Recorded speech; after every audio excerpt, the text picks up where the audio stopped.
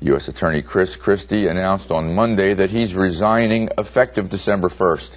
The move was seen as a prelude to a possible run for governor, but Christie is also looking at the corporate world and private law firms.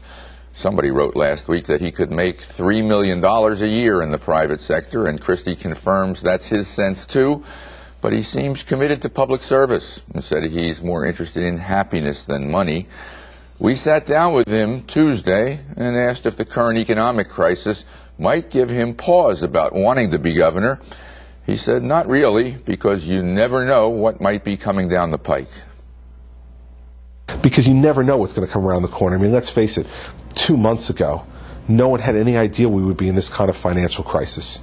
Really, it was the collapse of Lehman Brothers that led to the exacerbation of this problem. 2 months before this, in the presidential campaign, you weren't talking a lot about this stuff. So, you know, public life is crazy that way. You never know what's going to confront you. So I don't think you make judgments that way. I think you make judgments based upon your skills and abilities and whether you think you bring something to the table that that is of value. And if you think you do, then you get in there and you deal with what you're dealt. Trish Graber, do you think he's going to run for governor? I think the party wants him to run. Yeah, I think he's going to run. Yeah. But, you know, I think he had to get out of that office anyway. Well, he would have not had that office because Barack Obama was elected. So, you know, a Democrat's going to be put in his place. So maybe he's just, you know, leaving before he's kicked out. And he could still take one of those $3 million a year jobs, I suppose. He could. Dusty, what's your sense? I sure think that there's going to be an enormous amount of pressure on him to run, and it's going to be made a very attractive proposition for him to run. And I would think if I were him, it'd be hard to turn down. I think he's got a really open shot at winning if he runs, and I think that would go into the figuring in a big way. Matt?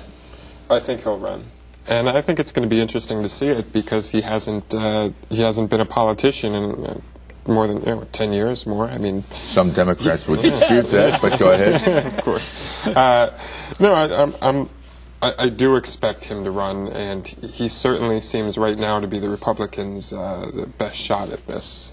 Even if, as Corzine would say, he has a lot of expertise on one issue.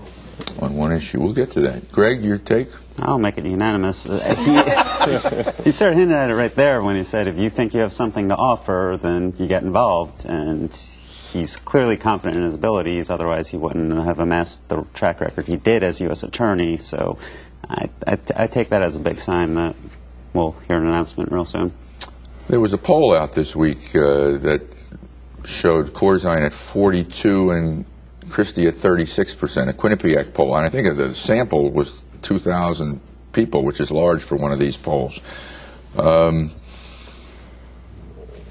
of you said Christie's the best shot they have, but does he go into it on an equal footing with Corzine or as the underdog? If he goes. Too soon to tell. Too soon to tell? Yeah, I think that's more Patrick Murray, the pollster from Monmouth University, not the one who conducted that poll, said to me that he felt this wasn't really, they put Christie's name in there, but it's more, could be just generic Republican, Chris Christie. The way the question was asked or something? Well, when you're looking at it that way, because 70% of people, according to the poll, either don't know who Christie is or don't know enough about him to form a judgment. Despite how we talk about him every single day, most people don't really know who he is yet. So we'll have to see. Plus, I think it's impossible to calculate how John Corzine is going to play out next year at this point in time because the financial crisis is so overwhelming.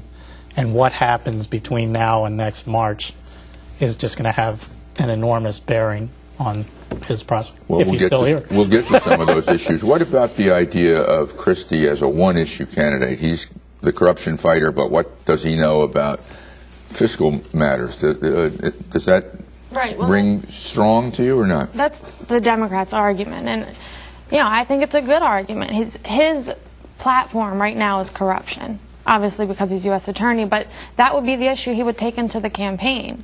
I don't know how he would really demonstrate he has a good understanding or a great background in finances, especially the way the the way the financial mess is right now, that's Corzine's specialty. It was interesting that in the letter that he wrote to Attorney General Michael Mukasey saying that he was going to leave and that his office released to us and the public, it was a 2-page single-spaced letter with a lot of different themes running through it, prosecution themes, human trafficking, organized crime, terror, anti-terrorism, gang violence. It tried to show the panoply of issues that he has had to deal with as U.S. Attorney. I guess perhaps anticipating this notion that he's just a one-issue guy. And when he became U.S. Attorney 7 years ago, the rap against him was he's never been in court, he's not a prosecutor, and he said,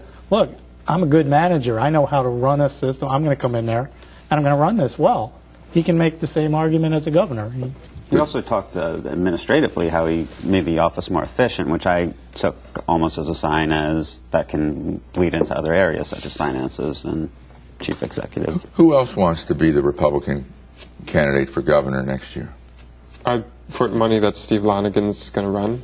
Absolutely. Steve Lonigan, former mayor of Pagoda, head of Americans for Prosperity in New Jersey, and pretty well-known gadfly to the right of most mainstream moderate New Jersey Republicans. And right? his supporters were really upset at Chris Christie articles that referred to Christie as the front runner for the Republican nomination.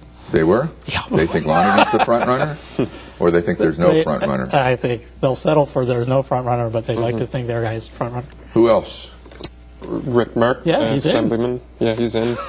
From Christie's hometown. Of Mendham. Mendham. And possibly, though not likely, John Crowley, the biotech millionaire. Why do you say not likely? I think that they're going to take a look and they're going to see Christie run and they're going to say, you know what, it's just too much of a hill to climb. Crowley has a future ahead of him, but maybe it's time to do a little more party building before he can really get enough street cred with Republicans. And the liabilities on Christie, any liabilities that he brings into the race? Sure.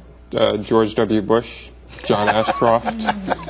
He's got those John two. Ashcroft is a big one. Yeah, John Ashcroft is a big liability. The federal monitorship that he awarded to former Attorney General John Ashcroft,